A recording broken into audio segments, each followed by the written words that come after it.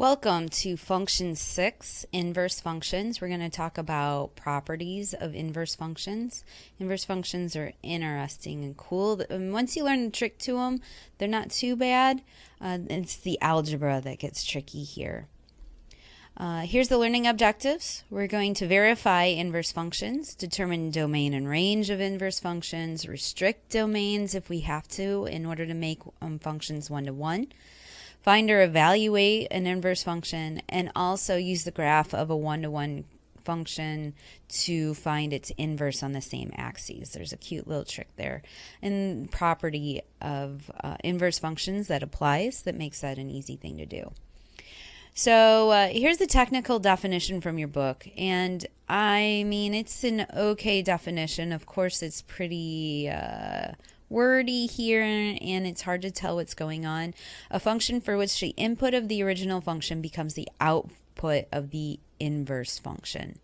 Okay, and what's related to that is if we switch the input and the output, that means we switch the output and the input. And in order to clarify this, I put an example, and your book has some examples there. So the input for original function, let's say it's 2. If I look at the inverse, 2 will then be the output, the y variable. And the same for the 5. If it's the output for the original function, it'll be the input for the inverse. Notation here. To say the inverse, we say we put a -1 in exponent in between the f and the x in here, and this is said the inverse of f, or f inverse. What I want to caution you is that if I put a -1 here, you're getting used to seeing -1s and maybe thinking the reciprocal, and that's not the case here. F inverse is not the same as 1 over f of x, so don't use that as an algebraic manipulation. That's not what's going on, and I'll get into that in the next slide. What's cute is that inverse functions undo each other. So if I put f of x into the inverse of x, what I get is x out. Super weird, right? But if you think about it, if I put the input as the output and then, well, let me show you here. Let's say f of x equals 4x. The inverse of this function is 1 over 4x, and we'll get to that in a minute. But let's put f of x into its inverse. So I'm going to take 1/4 of 4x, and I get x back out again. So that's what it's saying, is that it sort of they undo each other. There's this intricate, cute relationship where they undo each other. An important property of inverse functions is they must be one-to-one. We learned this when we were reading graphs. In order to figure out if a function is indeed a function, I have to do a vertical line test. If it's one-to-one, it also passes a horizontal line test. And that's why we may need to restrict domains for functions in order to make them invertible, is because they may not be one-to-one to begin with. Restrict the domain and it will be. We'll get into that in a minute. So let's determine algebraically what's going on. Doing an equation here can help us. Use the definition of inverse functions, and the definition again is the function for which the input of the original function becomes the output of the inverse function. And here's the trick. Basically what we're going to do is we're going to switch the x and y variables in the equation and then solve for y back again. Okay, seems easy enough, and what you see on the pre-lecture question and what we'll do in class here will be a little bit more difficult. The algebra is what's difficult, not the switching the two variables. So I picked out an example for us, and I need to amend it. I don't like the original one I give you. I'm going to put a 2 here out front so we can see how this goes. So I put a 2 out here. This is the original function. And I'm going to write this with a y here, 2 minus 2x, okay? To invert it, to find the inverse, what I'm going to do is wherever I see y, I'm going to put an x, and wherever I see x, I'm going to put a y. And that's what you do for inverses. Now we need to do some algebra to isolate y, Okay, so let me operate on this. I'm going to subtract 2y on, or add 2y on both sides to get the y on one side. I'm going to subtract x on both sides in order to get the x on the other. So I get 2y equals 2 minus x. I still need to isolate y, so I'm going to divide both sides by a factor of 2. 2 over 2 is 1.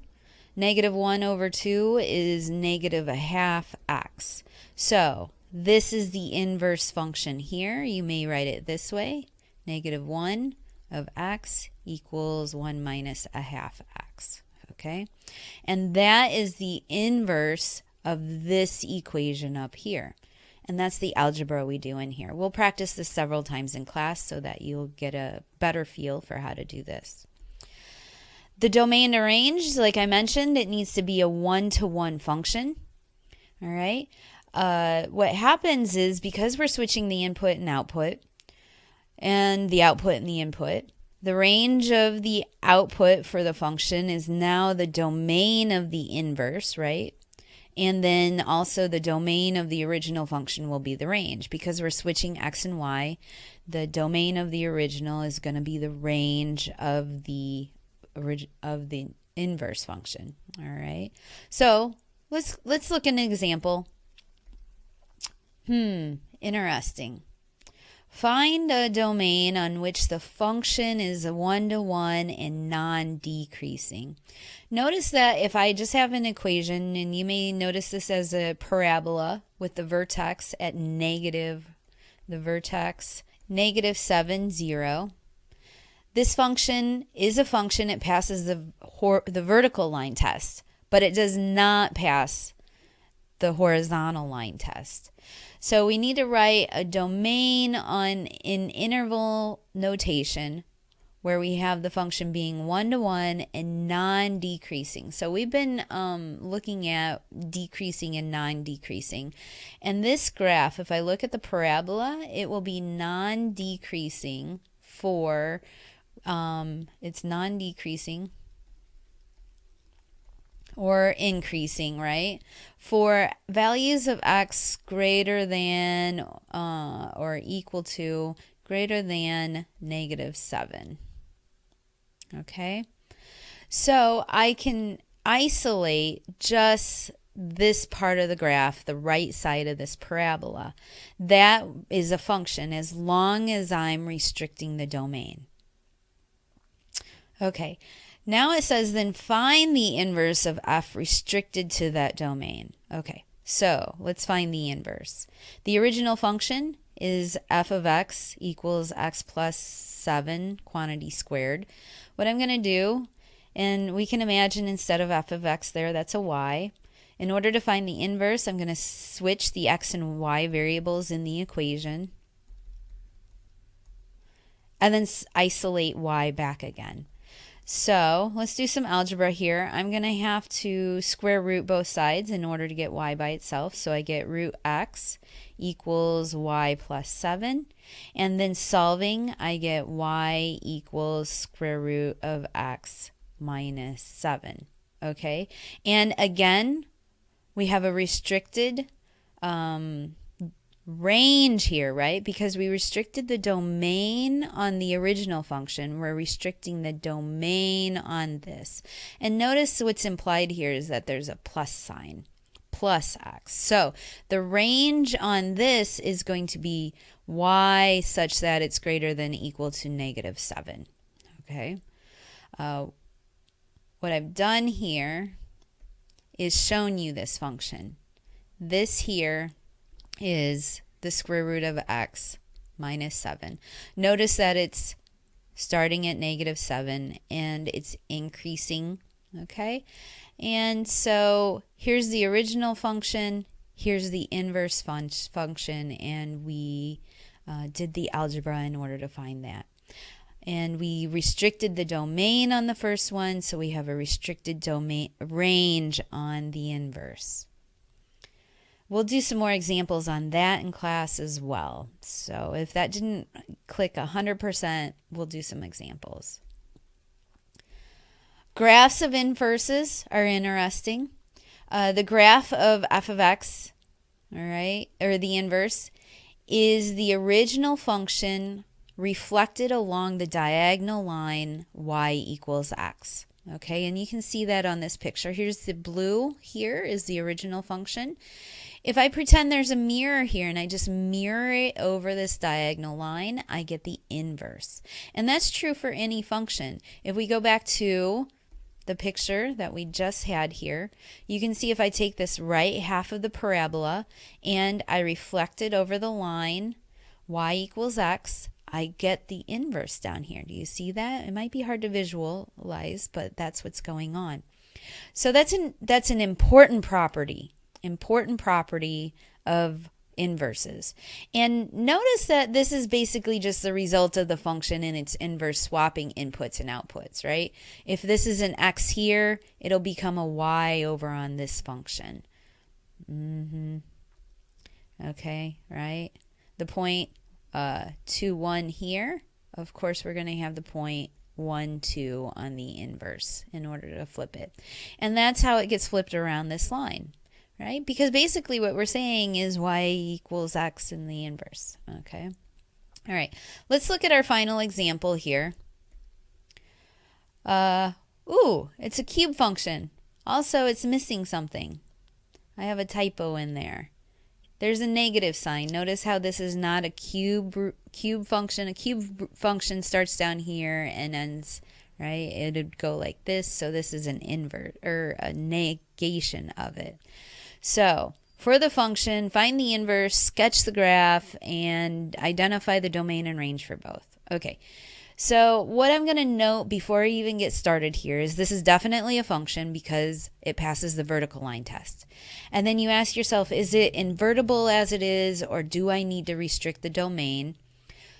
Which is related to the question, does it pass the horizontal line test? When I look at this function, it passes the horizontal line test, and this is indeed 1-to-1, so there's no need to restrict the domain on this, okay?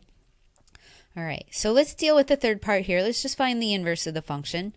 Again, essentially on this side is y equals negative of the quantity x plus 8 cubed. Let's switch the x and y in this equation, so I get x on one side, negative y plus 8 quantity cubed on the other side. And then we're going to isolate y back again. I'm going to multiply both sides by -1, so I get a plus on this side and negative on the other. I'm going to have to take the cube root on both sides. So there's the cube root on both sides. So I get the cube root of negative x equals y plus 8. Isolating for y by itself, I get y equals the cube root of negative x minus 8. And that will be the algebraic expression for the inverse. And so you'll need to get proficient at switching those variables and isolating back for y. So there's some algebra practice for you. Okay, so find the inverse. We did that. Sketch the graph of the inverse function. All right. This is cute, right? Because all we have to do is really plug this into an equation. But what I want you to imagine is that there is a diagonal line in here over which we can flip the original function. We'll mirror it, right? And so we'll get something that kind of goes like this, maybe, right? Like if we flip it over. Do you see that?